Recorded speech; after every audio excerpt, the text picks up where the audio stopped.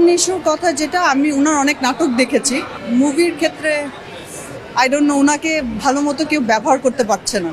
ঈদের সেকেন্ড দিন দেখেছি বরবাদ, আর আজকে দেখলাম হলো দাগি।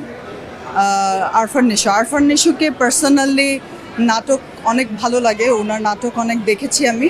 বাট আমার কাছে যতটুকু মনে হয়েছে যে ডিরেক্টর বা রাইটার একটু ল্যাকিংস ছিল। ও যেহেতু বাংলাদেশের একটা ভালো অ্যাক্টর, তাকে আরেকটু ভালো ট্রেন করতে পারতো। মুভির কনসেপ্টটা শাকিব খানের দিক দিয়ে যদি আপনি চিন্তা করেন, বরবাদ ইজ বেটার দেন দাগি।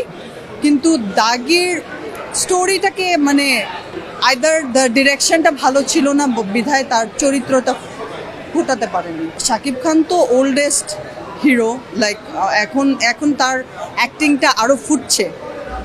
ওনার ছোট থাকতেই ওনার ছবি টবি দেখেছিলাম, বাট এখন একটা অনেক বড় জাম্প।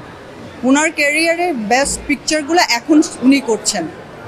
আর আরফান নিশুর কথা যেটা আমি ওনার অনেক নাটক দেখেছি মুভির ক্ষেত্রে আই ডোন্ট নো ওনাকে ভালো মতো কেউ ব্যবহার করতে পারছে না।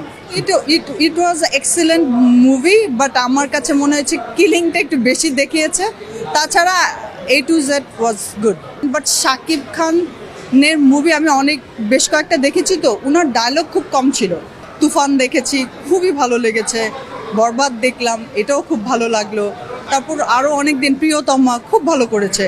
তো ওই মুভিগুলো তো ওনার ক্যারিয়ারের সবচেয়ে বেস্ট হিট মুভিগুলো উনি এই কয়েক বছর 4-5 বছরে সে করছে। সো ওনার পিক মোমেন্টে উনি আছেন, অ্যান্ড ডিরেক্টররাও বুঝে গেছেন যে শাকিব খানকে কিভাবে ব্যবহার করা যায়।